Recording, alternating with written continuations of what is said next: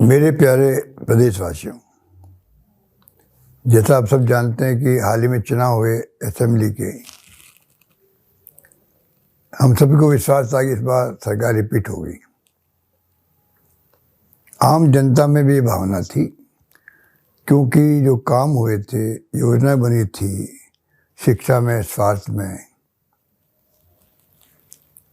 Social security के अंदर, कोई क्षेत्र ऐसा नहीं था जिसके बारे में कोई योजना नहीं बनी हो, पेंशन तक भी। और जो हम लोगों ने महंगाई राहत शिविर चलाए थे, जिसमें किसानों को भी और उपभोक्ताओं को छूट दी थी, बिजली के अंदर भी, हर क्षेत्र में लोगों को राहत मिली महंगाई के इस दौर के अंदर। बेरोजगारी के अंदर जितनी नौकरी हमने लगाई है, देश में कहीं नहीं लगी थी, 3 लाख से ज़्यादा नौकरी।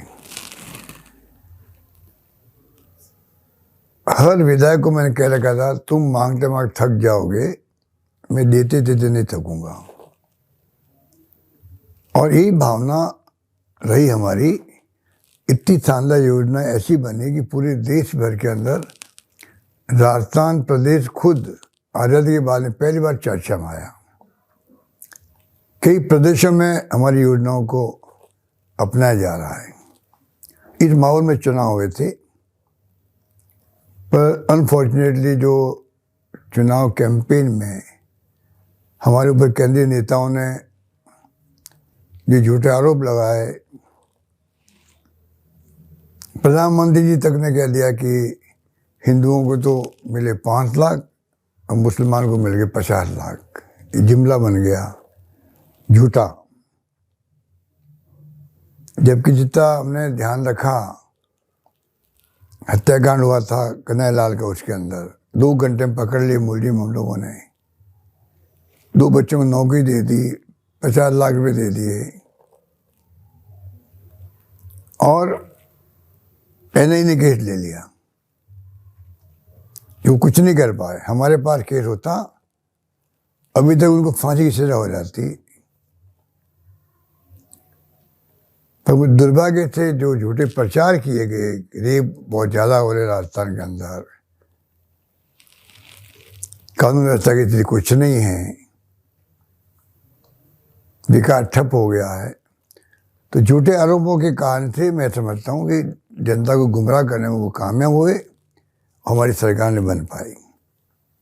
अब 2-3 महीने हो गए सरकार बने हुए, अभी तक तो काम करना शुरू नहीं कर पाए। हमारी तमाम योजनाओं को बंद करने का काम किया या कमज़ोर करने का काम किया है।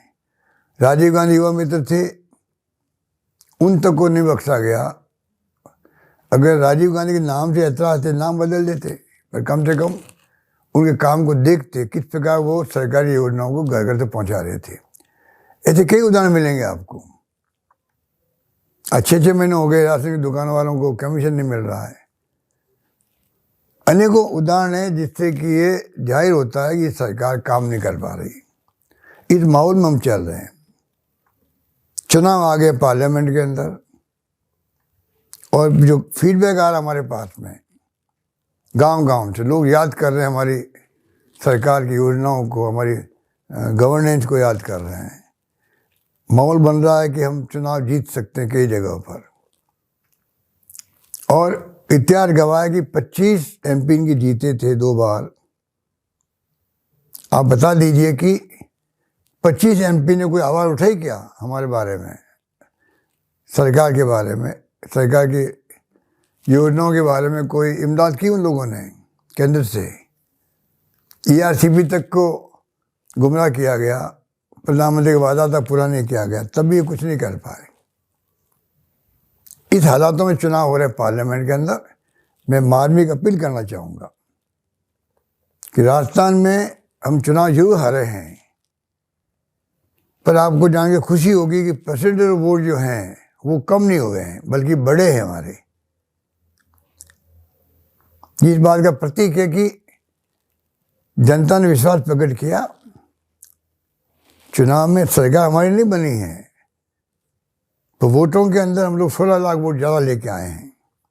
तो मैं कह सकता हूँ दावे के साथ में, ये जो माहौल बन रहा है, इस बार अगर जनता का आशीर्वाद मिलेगा और हम अगर अधिकांश सीटें जीत पाएंगे पार्लियामेंट के अंदर भी, तो थोड़ा सबक मिलेगा केंद्र सरकार को भी, ज़्यादा ध्यान देगी राजस्थान सरकार पर, जो भी सरकार बनेगी।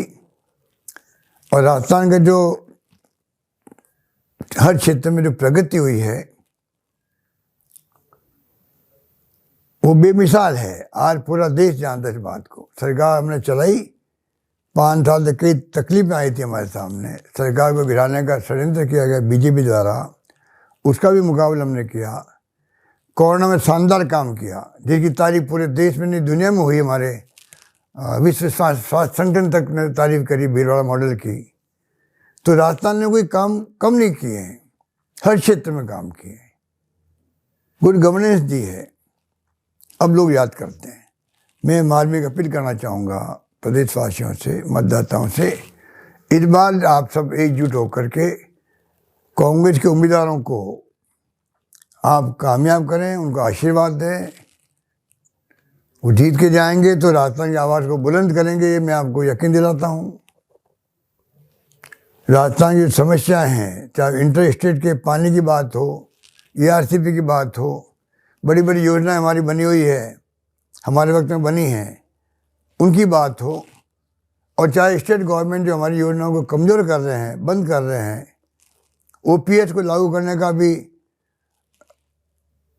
आश्वासन दे नहीं पा रहे ये लोग। मैं समझता हूँ तमाम योजना हमारी घोषणाओं को पूरा करवाएंगे। वो सुनिश्चित करने के लिए संघर्ष करेंगे जरूरत पड़ी तो।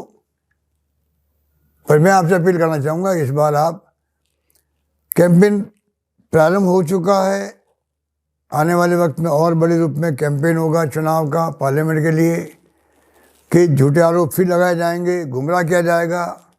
आपसे मेरी अपील है, मार्मिक अपील है, कृपा करके आप इस बार कांग्रेस के उम्मीदवारों को आशीर्वाद दें, उनको कामयाब करें। और मैं आपसे वादा करता हूँ, गारंटी देता हूँ आपको, कि प्रदेश कांग्रेस कमेटी और हम सब मिलकर के, नेता प्रतिपक्ष असेंबली के अंदर, प्रदेश कांग्रेस कमेटी असेंबली के बाहर, हम सब मिलकर के गवर्नमेंट चाहे बीजेपी की बन गई हो, इतना दबाव बनाएंगे कि आपकी तमाम योजनाओं को लागू करवाएंगे, बेनिफिशियरी को लाभ मिलता रहे, ये सुनिश्चित करेंगे। और स्टेट के इंटरेस्ट को हम लोग केंद्र के अंदर भी दबाव बना के हम लोग कामयाब होंगे, ये मैं आपको यकीन दिलाता हूँ। यही बात कहता हूँ, मैं आपको पुनः अपील करूँगा आपको कि कृपा करके आप इस बार कोई कमी नहीं रखें, कांग्रेस को कामयाब करें। यही बात कहता हूँ, मैं अपनी बात समाप्त करता हूँ। धन्यवाद। जय हिंद। देश दुनिया और शहर की खबरों की जानकारी के लिए देखते रहिए मरुधरा टुडे। मरुधरा टुडे के चैनल को सब्सक्राइब करें, नीचे दिए गए बेल आइकन को प्रेस कर लाइक, कमेंट और शेयर करें।